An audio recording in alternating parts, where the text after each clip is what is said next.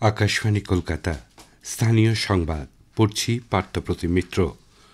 আগামীকাল school service কমিশনের নবম ও দশম শ্রেণীর সহকারী শিক্ষক নিয়োগের পরীক্ষা।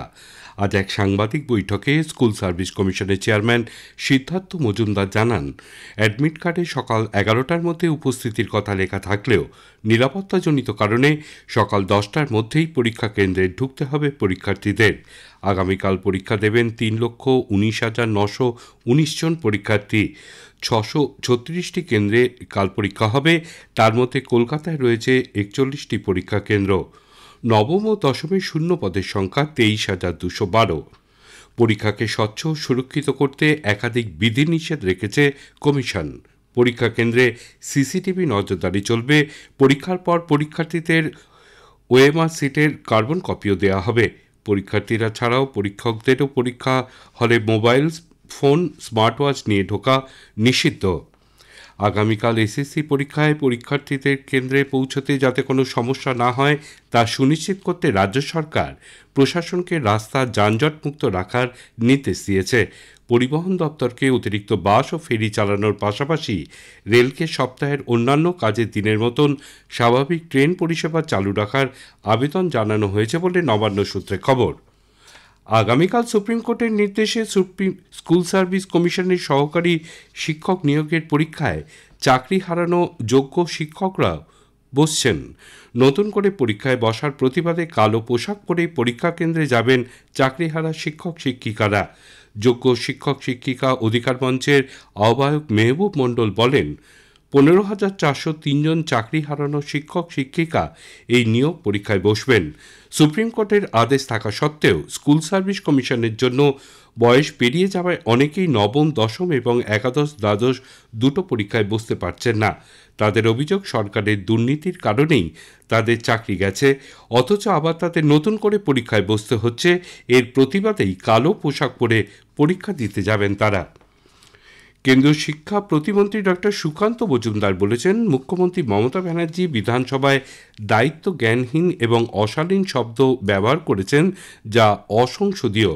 তিনি আজ নদিয়ার মায়াপুরে দলীয় সভায় যোগ দেবার ফাঁকে সাংবাদিকদের নানান প্রশ্নের উত্তর দেন।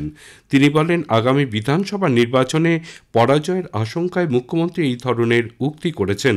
বিধানসভার স্পিকারও উপযুক্ত দৃঢ় অবস্থান নিতে ব্যর্থ হয়েছেন বলেও সুকান্তবাবু মত প্রকাশ করেন। তিনি বলেন, বাংলার মানুষ গণতান্ত্রিক পথের যোগ্য জবাব দেবেন। একজন রাজনীতিবিদ যখন বিপদ বোঝেন যে হারার সম্ভাবনা আছে আগামী দিনে, তখন মাথায় এই ধরনের উল্টো পাল্টা চিন্তা ভাবনা আসে এবং এই ধরনের কথা বেরোয় মাননীয় মুখ্যমন্ত্রীর মুখ থেকে।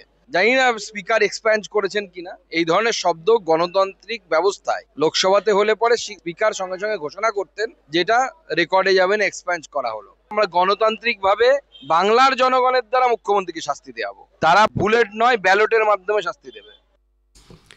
বিধানসভায় অধ্যক্ষ বিমান বন্দ্যোপাধ্যায়ের আচরণে অসন্তোষ প্রকাশ করেছেন বিজেপির মুখ্য সচেতক শঙ্কর ঘোষ। তিনি অভিযোগ করেন, অধ্যক্ষ গত বৃহস্পতিবার বিধানসভার বিশেষ অধিবেশনের শেষ দিনে মুখ্যমন্ত্রীকে অন্যায়ভাবে সুযোগ দিয়েছিলেন। বিরোধী দলনেতা শুভেন্দু অধিকারীর সাসপেনশনকে অনৈতিক বলে মন্তব্য করেন তিনি। বিধানসভার অভ্যন্তরে বিরোধী দলনেতাকে সাসপেন্ড যে পদ্ধতিতে করা হয়েছে সেটা অনৈতিক। যে বুকলেট আমাদেরকে দেওয়া হয় সেখানে 7 নম্বর পেজে পরিষ্কারভাবে 347 ধারা উল্লেখ করা ছিল, কিন্তু 348 ধারায় তিনি যে বিরোধী দলনেতাকে সাসপেন্ড করেছেন, আমি শুধু তাকে অনুরোধ করেছিলাম যে প্রসিডিংসের টেপটাকে শোনানো হোক। প্রসিডিংসের টেপটাকে শোনালেই ওই দুধ আর জল এটা আলাদা হয়ে যেত। মার্শাল দিয়ে তাকে বের করার সময় যেভাবে শারীরিক আঘাত করা হয় তার নিন্দা করেন শঙ্করবাবু। রাজ্য সরকার কৃষকদের কাছে সরকারি সহায়ক মূল্যে কেনা ধান থেকে স্টেট পুলে বকেয়া চাল দ্রুত জমা করার জন্য চাল কলগুলিকে নির্দেশ দিয়েছে।